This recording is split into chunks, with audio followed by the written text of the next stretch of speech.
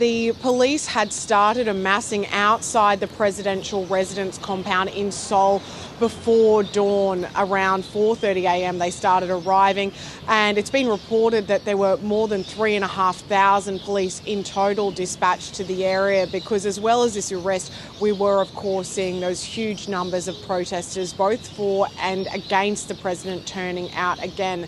Now, those anti-corruption investigators, they had to get through first the group of die-hard supporters and even some lawmakers who had been lining the road leading up to the residence, hoping to block any kind of arrest of the president. Then, of course, they had to get into that highly fortified compound of the president's, which is also protected by his presidential security service.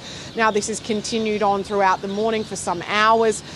There was news that his lawyers were trying to negotiate with the Corruption Investigation Office for Mr. Yoon to appear voluntarily, but it came to be that the investigators were going to proceed to push ahead with their arrest attempt because, of course, Mr. Yoon had already ignored 3 summonses to appear in front of them for questioning. That's how we got to this point, that they were given an arrest warrant in the first place.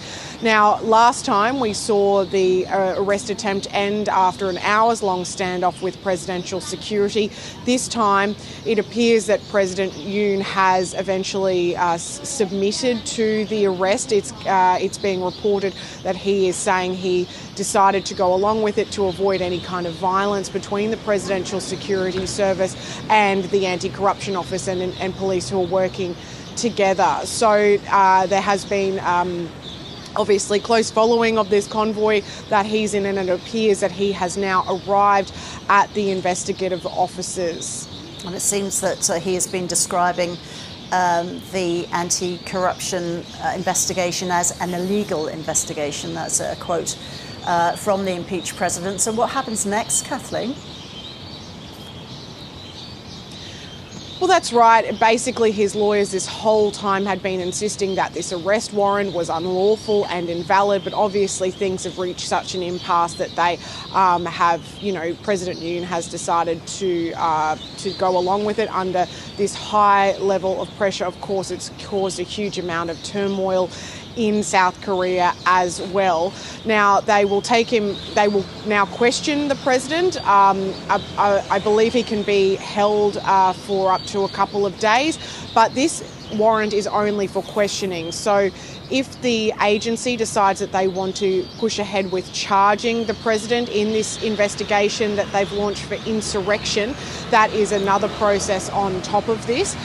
On the other hand, we've also got a separate court proceeding going ahead for his impeachment. Now, the Parliament voted to impeach Mr. Yoon following that declaration of martial law. That's now gone to the Constitutional Court, and that court has to decide whether to uphold that impeachment and remove Mr. Yoon from office, because he is currently only suspended. Now, that process began yesterday, but the hearing was suspended after only a few minutes because Mr. Yoon had not appeared, despite previous assurances that he would participate in that Constitutional Court process. His lawyers said that he wasn't going to be in court over fears for his safety because of this live arrest warrant. All right, Kathleen, thanks for the update on that breaking news.